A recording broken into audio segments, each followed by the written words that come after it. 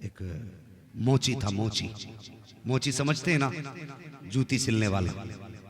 मैंने कहा था इश्क तो किसी के भी दिल में उतर सकता है। मोची था तो उसे बड़ा इश्क था हुजूर से। बगदाद की जमीन का रहने वाला था। उसने रोज एक एक आना बचाया का जिस दिन सफर के खर्च का इंतजाम हो जाएगा उसी दिन मदीना शरीफ को रवाना हो जाऊंगा। बरसों की मेहनतों के बाद उसके पास कुछ पैसे इकट्ठा हुए जिससे सवारी खरीदी, ज़ादे राह का इंतजाम किया, कुछ पैसे थे। और फिर जब हज का इरादा किया, कितने अच्छे लोग थे, आलिमों से मशवरा लेते थे। आज तो मौलवी मशवरा दे तो कहता चुप रहो, तुम्हें पता क्या दुनिया में हो क्या रहा। ये कह के मौलवियों को चुप करा दिया जाता है, तुम्हें क्या पता दुनिया में क्या हो रहा है। खुदा की कसम जितना ये जानते हैं इतना साइंसदान भी नहीं जानते। हाँ, ये मुस्तफा के वारिस हैं, ये मुस्तफा के वारिस हैं। तो हज जाने लगा, उसने लोगों को दावत के तौर पे बुलाया। होता ना जब कोई बंदा हज के लिए जाता है तो दोस्तों अहबाब की दावत करता, उसने भी दावत की। एक आलिम साहब आए दावत के लिए, खाना खाने के लिए बैठे, हज करने जा रहे हो? कहा हाँ। कहा थोड़ा सा एक काम करो। कहा क्या? कि कल जाते जाते ना लोगों से माफी मांग जाना। अगर किसी का दिल टूटा होगा तो हुजूर नाराज हो जाएंगे। कभी हमें ख्याल आया हम हज को जा रहे हैं, माँ की खैरियत पूछी कि नहीं पूछी? बंदा उम्रे के चक्कर पे चक्कर लगा रहा है, माँ को 10 रुपए की दवा दिलाने की तौफीक नहीं। तुम्हें क्या लगता हुजूर ऐसे उम्रे को कबूल करेंगे? मुझे बताओ तो सही। आज बेटा माँ के 10 रुपए की दवा दिलाते वक्त माथे पे कितनी लकीरें डाल के कहता कितने खर्चे उठाऊं मैं। हर साल उम्रे को जाने वाले, माँ बाप को दवा ना दिलाने वाले, सच बता तू उम्रा करने क्यों गया था? सिर्फ इसलिए ताकि दुनिया तुझे कहे ये वो है जिसका महीना मदीने में गुजरता है। दुनिया के नामो नमूद के लिए, दुनिया में तू अपनी वाह हासिल करने के लिए। ओ भाई किसी का दिल दुखा के ना जा, दिल दुखा के ना जा। वो कहने लगे सुन कहां जा रहा है? कहा हज के लिए।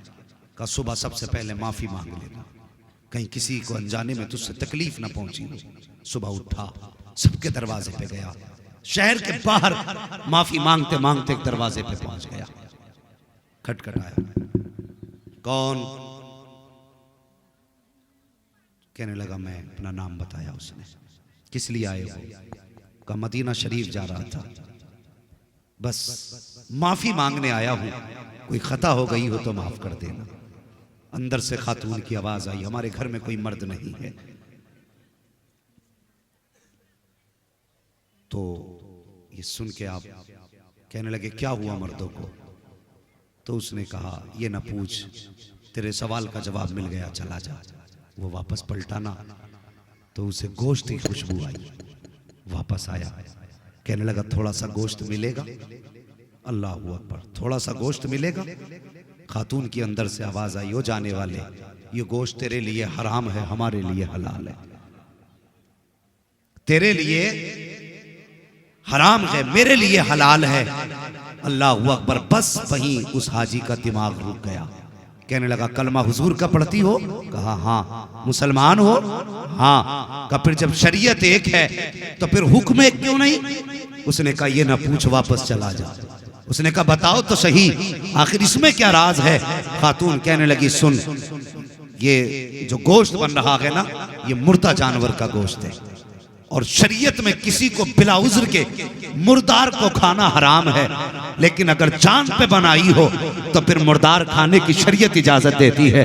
इतना खाने की इजाजत है जिससे जान बच जाए। वो आने वाले मुसाफिर, मेरी घर के अंदर बेटियां जवान है, घर में कोई कमाने वाला मर्द नहीं है, कई दिन का फाका हो गया। बेटियों की जब हालत ऐसी हुई मुझे लगा कि इंतकाल कर जाएंगी, तो मैं घर से बाहर रिस्क की तलाश में निकली। हाथ फैलाने की हिम्मत न हुई। अल्लाह अकबर, का जब कुछ हिम्मत ना हुई, मैंने एक जानवर मरा हुआ देखा, उसका गोश्त लेकर के आ गई ताकि खिला करके बच्चियों की जान बचा सकूं। अल्लाह अकबर, इतना सुना है। उस आने वाले ने इतना सुना, आंख में आंसू आ गए। अल्लाह अकबर, जब वापस जाने लगा, अंदर से खातून की आवाज आई का जब मदीने पहुंचे तो हमारे नाना से जाके सलाम कह देना।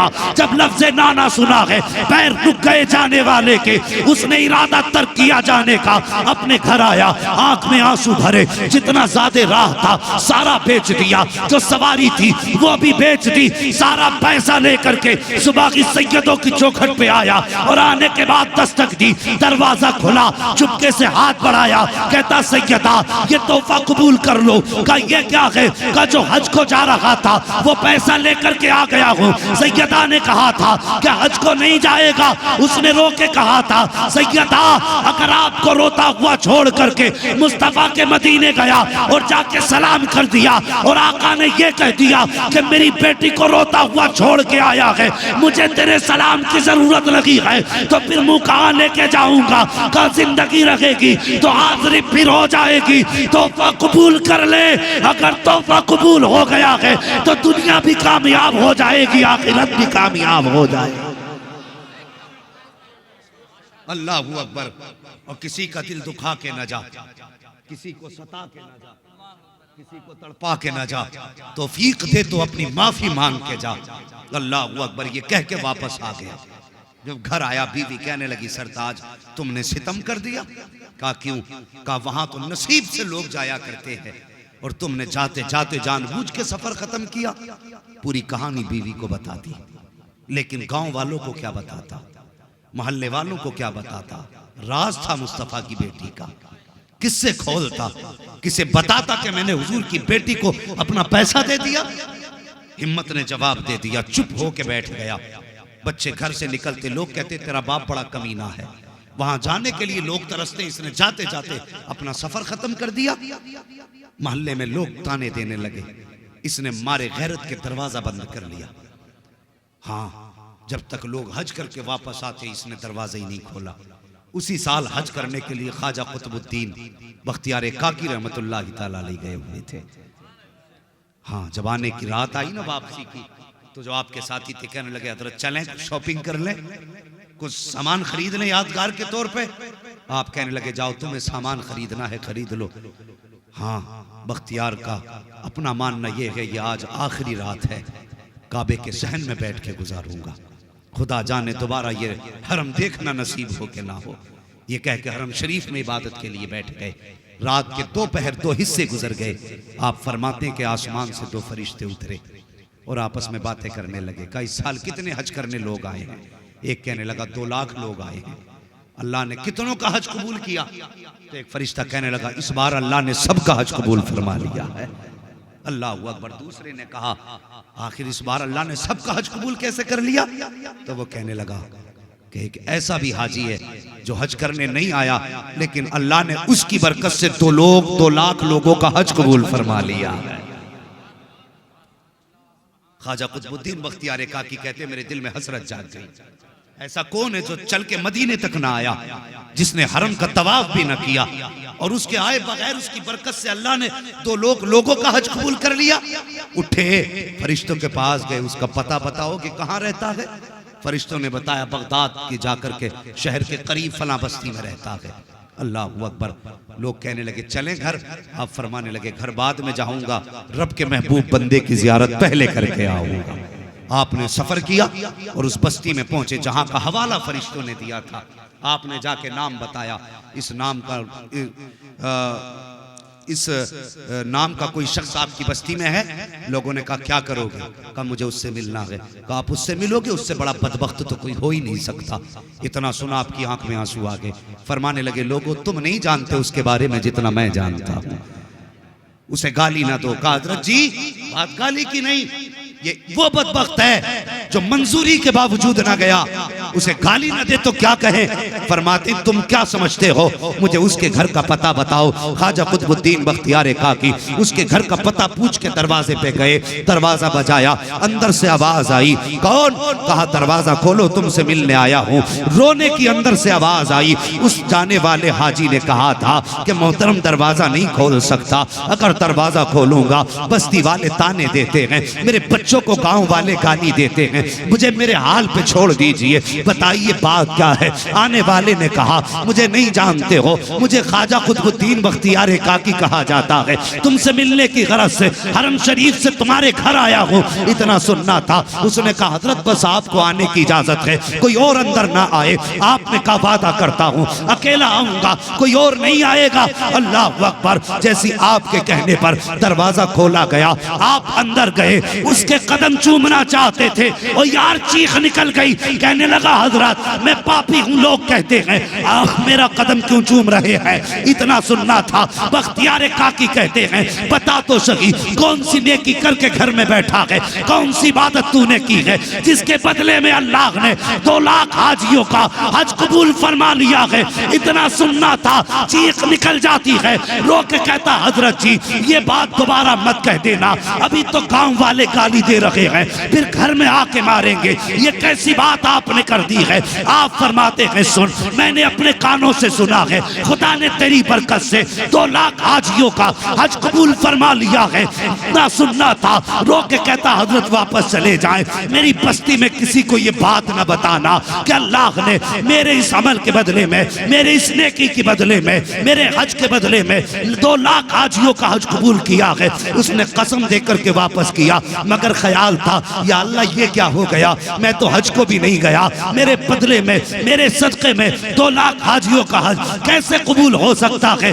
ये सोचते सोचते आंख लगी है। ख्वाब में मुस्तफ़ा तशरीफ ले आते हैं। अजीब मंजर था। एक बादल मदीने की जमीन से उठा और गुलाम के आंगन में बरसा और नूर की बरसात में जो चांद चमका था, दुनिया अब्दुल्ला का लाडला कहती है, फातिमा का बाबा कहती है। जैसी वो चांदनी छटी है, हुजूर का जलवा सामने था। गुलाम बिस्तर से उठा, कदम पकड़े, मदीने वाले आने की जहमत कैसे की है। हुजूर इशारा कर देते, मैं उड़ के आ जाता।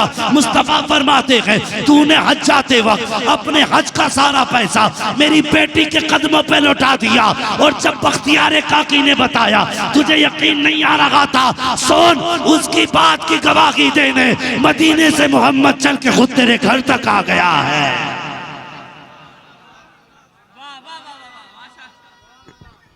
अल्लाहु अकबर या रसूल अल्लाह, जिंदाबाद जिंदाबाद या रसूल।